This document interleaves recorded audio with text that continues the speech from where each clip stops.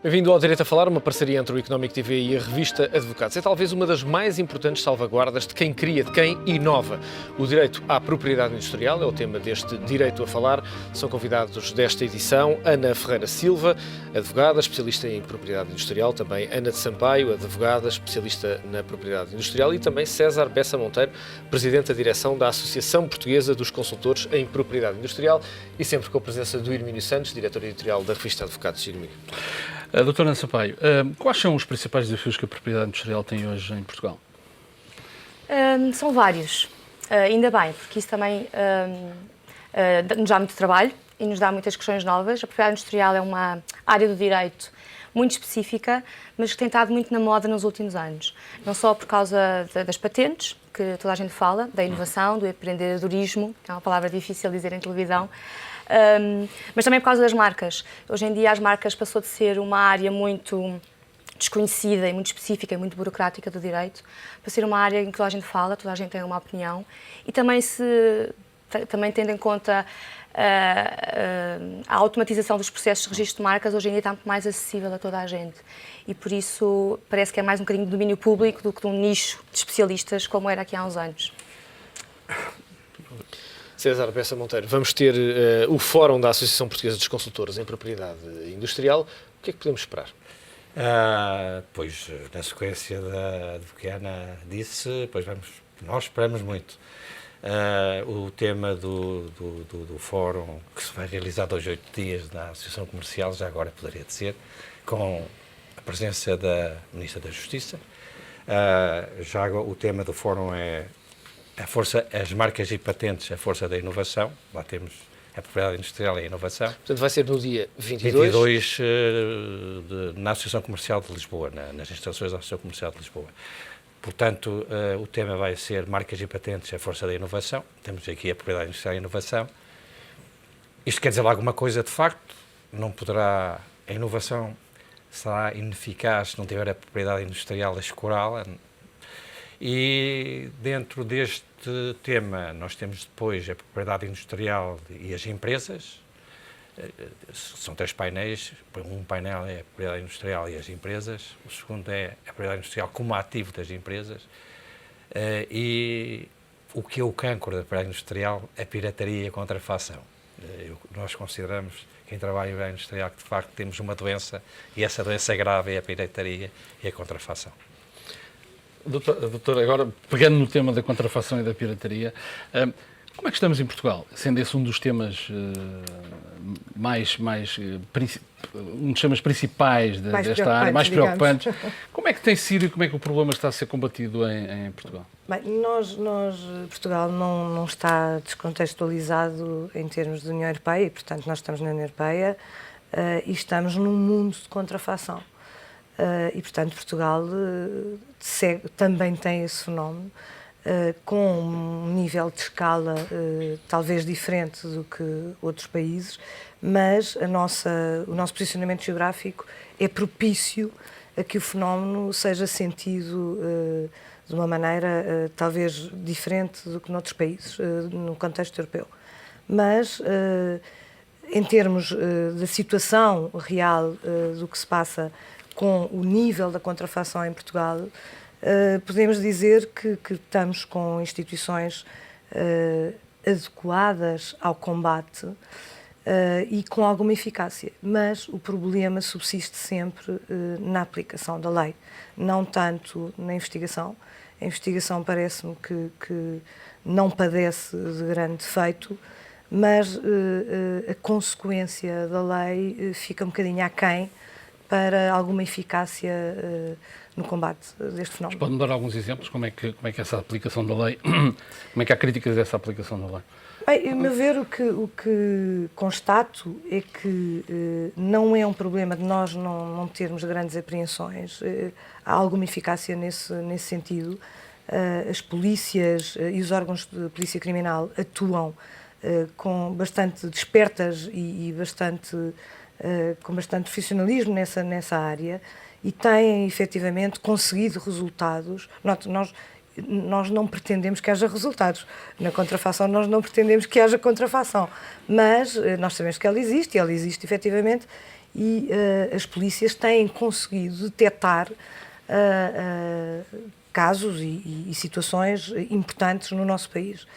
O problema depois é que toda esta temática e esta matéria segue um regime jurídico criminal semelhante a todos os outros e ainda há alguma complacência judicial com o fenómeno. Porque não há a noção da importância das marcas e da importância da propriedade industrial por parte dos juízes? Não me parece que seja esse o problema. Eu penso que a questão se prende mais com o facto de a contrafação está ligada a um extrato, a contrafação visível, digamos a contrafação que é detectada, está ligada a um extrato social mais baixo.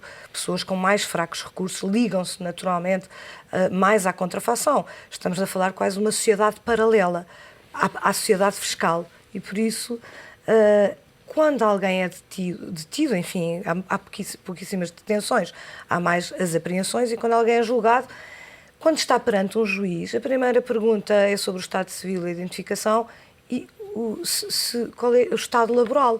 No fundo, a pessoa responde que está desempregado. Ora, um agente de contrafação não está desempregado. E, portanto, começa aqui.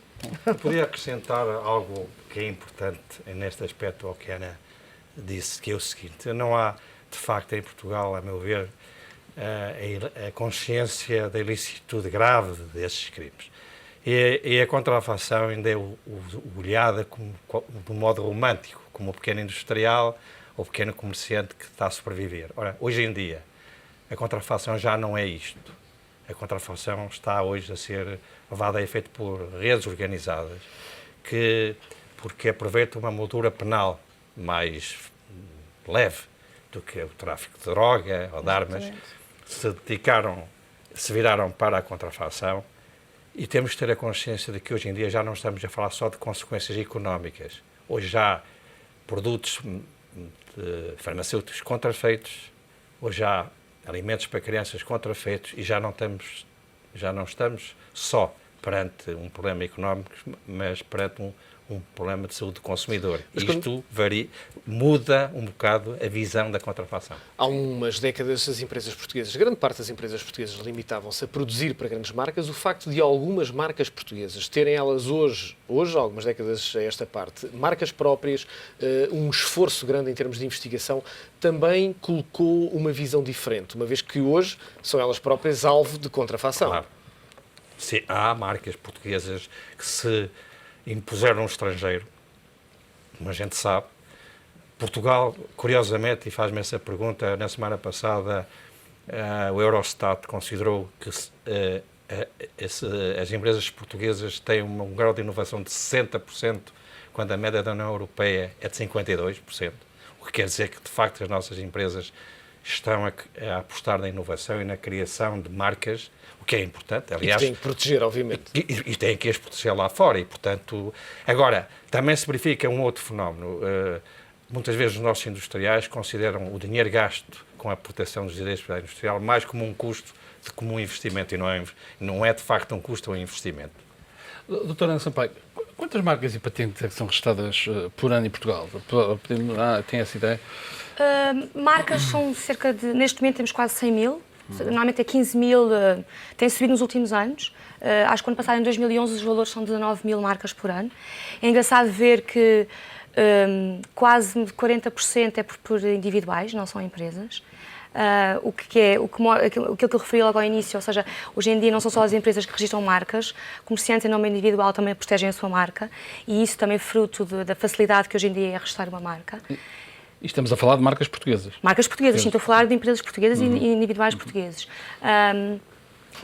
Portugal sempre foi um país muito importador deste tipo de direitos, portanto, havia muitas empresas estrangeiras que vinham registrar as marcas em Portugal. O trabalho do agente oficial da propriedade industrial foi durante muitos anos de receber este trabalho de fora, mas hoje em dia os portugueses têm muito mais a noção do que é necessário proteger, as empresas portuguesas também, e, portanto, a grande parte das marcas que são registradas em Portugal são de portugueses. Obviamente, isso não tem só a ver com um fator de mérito das empresas portuguesas. Existem hoje em dia outros mecanismos de proteção de marcas, nomeadamente a marca comunitária, e, portanto, muitas empresas portuguesas e também nacionais optam pela marca comunitária em vez da marca portuguesa. E, portanto, também temos que olhar não só para as marcas portuguesas que existem em Portugal, depois também há acho que é quase 1 milhão de marcas comunitárias que também são válidas em Portugal. E essas são maioritariamente registadas por Estados Unidos, Japão, Alemanha, muita Europa e também Portugal, embora Portugal não seja um dos países que contribui mais para o sistema da marca comunitária. E em termos de patentes? Como é que Em termos de patentes a história é um bocadinho diferente. O processo de patente, uma patente de invenção, em termos de proteção, é um registro muito mais complexo que uma marca, não é? Nós, quando protegemos uma patente, protegemos uma invenção que tem que ter aplicação industrial e, portanto, há um sério número de requisitos que não se põem em nenhuma marca. Eu creio que neste momento, não tenho dados de 2012, mas em 2011 foram cerca de 360 patentes nacionais. Portanto, não tem nada a ver com o número dos 19 mil de marcas. Não quer dizer que todas cheguem ao fim e sejam concedidas. Há muitas que entram na fase PIT, mas depois, por diversas questões formais ou mesmo materiais, acabam por não ser concedidas. Também temos que saber que não há só patentes portuguesas protegidas em Portugal, temos também as patentes europeias, que também são válidas em Portugal e que, no fundo, é a grande força da Europa. Ou seja, uma empresa grande, quando quer proteger uma patente, opta normalmente pela patente pela via europeia, não é? E depois tem extensões individuais a cada país, com requisitos também formais que têm que ser prestados em cada país e, portanto, aí deve haver cerca, não quero dizer assim um número para o ar, mas serão 40 e tal mil patentes, provavelmente europeias, também válidas em Portugal. Ana Ferreira, vou-lhe propor um exercício pedagógico, certamente muitas das pessoas que nos estão a ver criam e inovam, mas não são especialistas na questão da propriedade industrial. O que é uma marca e o que é uma patente? Para depois percebermos um bocadinho o que é que devemos fazer quando criamos alguma coisa. Qual é a utilidade? Qual é a utilidade? Sim, ora bem, uma marca, diz, e está descrito, é um sinal distintivo do comércio. Portanto, é algo que os fabricantes e os comerciantes adotam para distinguir os seus produtos. Portanto, dos o demais. nome, o logótipo, as cores, eventualmente tudo isso pode estar dentro daquilo que é um chapéu chamado marca. O logótipo, na gíria, trata-se de um sinal misto, ou seja, um sinal com uma aparência ornamental, mas em termos jurídicos é uma figura específica que serve, é um sinal que serve para referenciar uma empresa ou a atividade de um empresário em nome individual, mais no contexto da empresa, digamos, referenciação da empresa. A marca refere-se a produtos e a serviços. A utilidade é evidente. Temos aqui um jogo em que o comerciante pretende referenciar os seus produtos para que possa haver repetições de consumo. No fundo, também assume relativamente aos produtos alguma responsabilidade, identifica-se. E o consumidor também percepciona com alguma confiança que aquele produto terá alguma qualidade. Até porque traz uma marca e é fácil estabelecer o caminho até quem a promove ou quem fabrica aquele produto. E, portanto, há aqui um jogo, há uma utilidade para a eficiência de mercado, tanto na perspectiva do comerciante como do consumidor. Isto é algo que é importante, porque ao nível, quando estamos a tratar de matérias como a contrafação, o contrafator, no fundo, constrói, utilizar uma marca, no fundo, contrafeita, num produto que não foi fabricado na origem a que a marca respeita, está a passar um bilhete de identidade falso ao produto. E, portanto, o consumidor verdadeiramente enganado com a contrafação está a comprar um produto pensando que ele tem um grau de qualidade e de genuinidade que ele não tem. Portanto, é como colocar num produto um bilhete de identidade falso. Há aqui um link entre consumidor e produtor. Exatamente. É difícil registrar uma marca? Quanto é que custa? Quem tem uma marca, o que é que deve fazer? A quem é que se deve dirigir? Ora bem, registar uma marca não tem nada de extraordinário. O sistema hoje é um sistema muito aberto e muito, aparentemente, muito fácil. Quem quer registrar uma marca pode se dirigir diretamente ao Instituto Nacional da Propriedade Industrial, encontrará certamente apoio, pode fazê-lo online, portanto todo o sistema de registro está preparado para ser fácil de ser usado. Mas quando estamos a falar numa marca, como um verdadeiro ativo de uma empresa, é algo que deve ser cuidado e deve ter um trabalho de preparação. Para algumas empresas é quase o maior ativo que as empresas têm. Se pensarmos em empresas como a Coca-Cola, a McDonald's, são marcas essas marcas certamente não serão tratadas diretamente nos sistemas utilizador-administração. Passam sempre pelas mãos de especialistas, porque é preciso fazer todo um trabalho, não só prévio ao pedido de registro e ao registro, como o enquadramento daquela marca em toda uma gestão da empresa no âmbito da sua própria concorrência. Portanto, há os profissionais, no nosso caso somos agentes oficiais da propriedade industrial e somos especialistas e trabalhamos com esta matéria e temos as noções que as empresas não têm, porque não são especialistas na matéria, de enquadrar a sua marca e prepará-la para um registro com sucesso, porque já se fez todo um trabalho de base de pesquisa, de análise do enquadramento daquela marca no âmbito da concorrência e das existências de marcas dos concorrentes. Portanto, há todo um trabalho de base.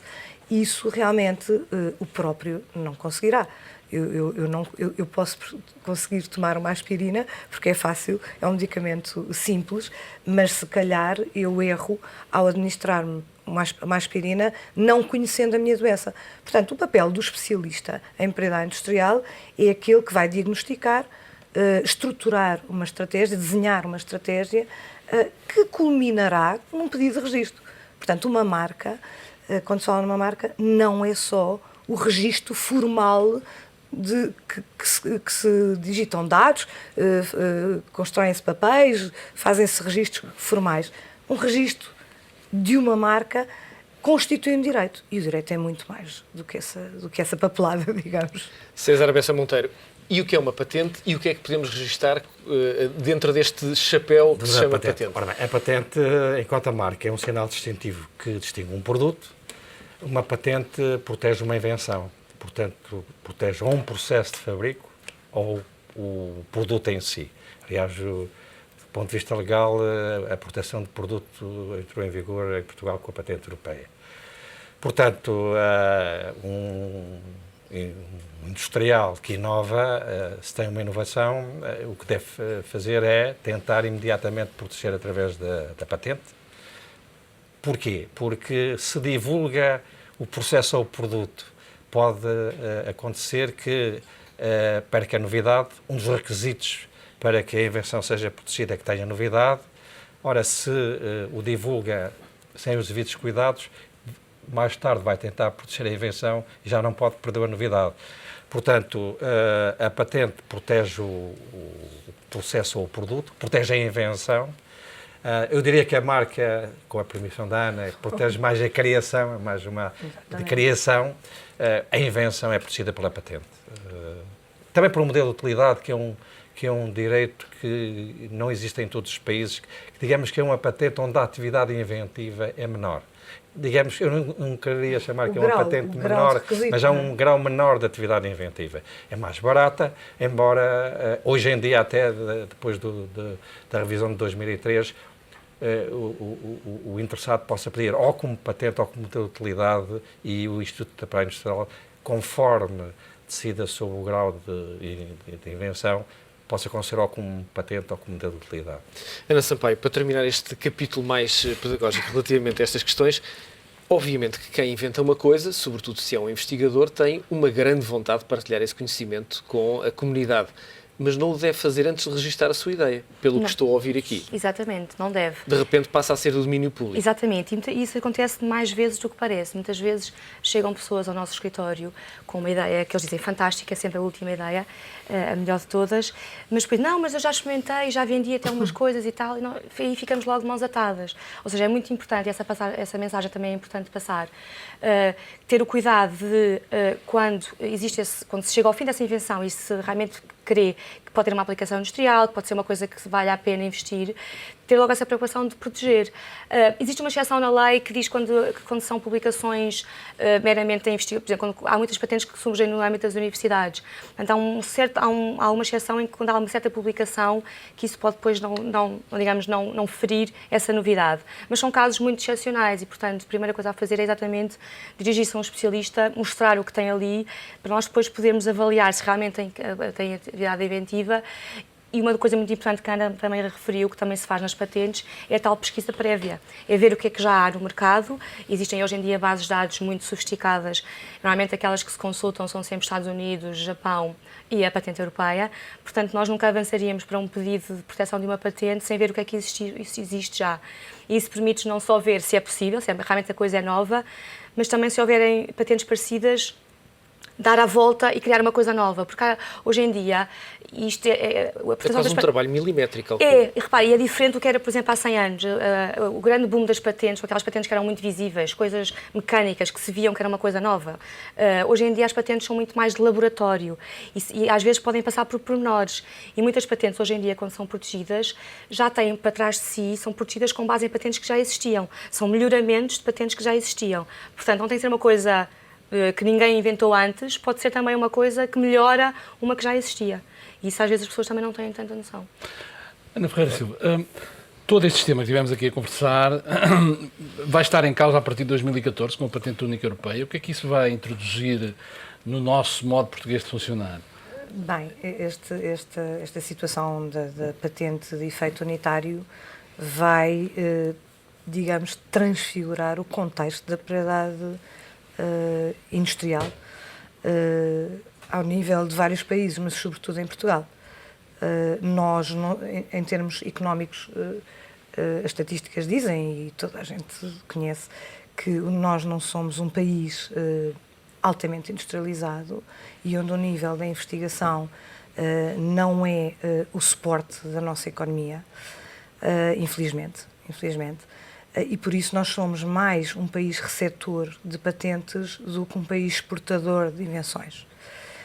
E o reflexo desta patente unitária é enorme, porque enquanto neste momento, e na sequência do que a Ana estava a dizer, o contexto nacional da invenção ainda é, segundo as estatísticas do Instituto Nacional de Propriedade Industrial, ainda é o maior número de patentes pedidas por inventor individual. Muitas vezes no contexto de universidades também, mas o inventor requerente ainda é nacional, é individual. E o que se vai transformar radicalmente é que enquanto nós estamos a receber cerca de 5% das patentes europeias que são depositadas em Munique, portanto no Instituto Europeu de Patentes, só 5% desse universo é que designa Portugal e, portanto, em termos de contexto industrial, os nossos industriais têm que se preocupar com as patentes nacionais e com 5% anuais das patentes que vêm de fora. De repente, nós vamos estar num contexto em que 100% das patentes que são protegidas num contexto unitário da União Europeia, basicamente a União Europeia com as variações geográficas do tratado, nós vamos ter 100% de proteção. Pronto, e o que é que vai acontecer? Os nossos industriais, quando quiserem inovar, o processo de inovação vai ser bem mais difícil, porque vai encontrar um universo de proteção muito maior. Mas o grave problema não é tanto na inovação, porque a inovação normalmente é posterior, estamos a investigar e vamos ver o que é que há no mundo. Portanto, todas essas referências de patentes existentes na patente europeia, no Japão, nos Estados Unidos, têm que ser considerados num processo de investigação.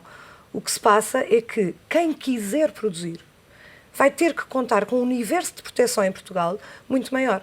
Ou seja, quanto mais direito, menos liberdade. E, portanto, há aqui um desequilíbrio muito grande. Mas aqui, não sei, aqui é um aspecto importante que me faz lembrar, que é o problema da língua. E o problema da língua. Porque nesse grande... Se posso continuar, eu não queria meter... Mas há aqui, muito brevemente, a dizer isto. Quer dizer, não vai ser indiferente o estado atual ou o período pós-patente europeia com efeito unificado. Porque nesse universo, agora, quem quiser validar uma dessas patentes europeias em Portugal tem que traduzir a patente para português. O que quer dizer que o tal industrial que se mete num processo de invenção, e como a Ana disse, tem que verificar as patentes europeias, as americanas, por aí fora, tem que ver o estado da técnica, portanto, mas tem o estado da técnica em português, com a entrada em vigor da patente europeia de efeito unificado, vão passar a vigorar em Portugal todas estas patentes, mas em alemão, francês e inglês. São as 3 línguas oficiais da patente europeia. Este processo é um processo complicado. Aliás, a Espanha e a Itália estão fora deste processo, o que não se pode imaginar sendo 2 grandes potências. E porquê? Porque não puseram de lado a sua língua.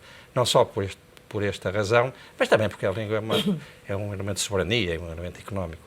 Mas também para um país como Portugal, que é sobretudo o tecido de pequenas e médias empresas, vão ter um esforço suplementar, porque para saberem do estado da técnica, isto é, do que existe, e para saberem se vale a pena ou não continuarem com o processo de investigação, têm que ter acesso a patentes em alemão, em inglês, em francês, que naturalmente terão que traduzir e terão custos com este processo. Portanto, nós temos que ter muito cuidado, não cantar glórias, mas ter a noção de que vamos ter imensas dificuldades.